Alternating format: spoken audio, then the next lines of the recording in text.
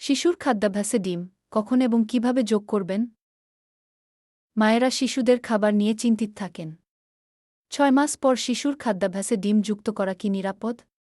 জেনে নিন কবে থেকে এবং কিভাবে শিশুর খাদ্য তালিকায় ডিম যুক্ত করবেন।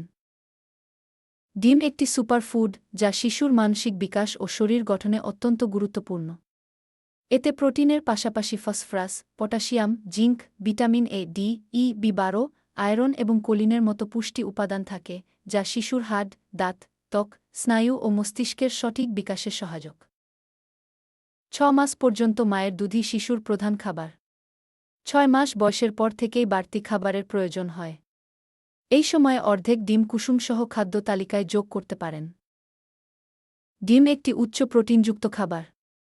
একটি মাঝারি আকারের ডিমে প্রায় 6 থেকে 7 গ্রাম প্রোটিন থাকে।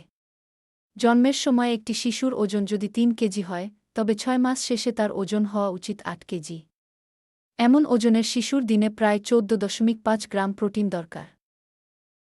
6 মাস থেকে খাবারের সাথে অর্ধেক ডিম কুসুমসহ খাওয়ানো যেতে পারে। দেশি মুরগির ডিম আকারে ছোট হয়। একটিতে প্রায় 3.5 গ্রাম প্রোটিন থাকে। 6 মাসে শিশুর ওজন যদি 8 কেজি হয়, তবে এক সম্পূর্ণ দেশি মুরগির ডিম খাওয়ানো যেতে পারে। শিশুর বৃদ্ধি ঠিকঠাক থাকলে 9 মাস বয়সের পর থেকেই সম্পূর্ণ ডিম খাওয়ানো যাবে। এ সময়ে শিশুর ওজন 10 কেজি হলে সে একটা সম্পূর্ণ ডিম খেতে পারবে। এই বয়সে শিশুর প্রোটিনের চাহিদা প্রায় 18 গ্রাম হয়, যা ডিম থেকে পূরণ করা সম্ভব। শিশুর যদি ডিমে কোনো অ্যালার্জি প্রতিক্রিয়া না থাকে, তবে ডিম খাওয়ানো উচিত। ডিম শিশুর পুষ্টি চাহিদা পূরণে সহায়ক এবং এটি খাদ্য তালিকায় যোগ করা সঠিক সিদ্ধান্ত। আরও নতুন কিছু জানতে আমাদের সাথে থাকুন।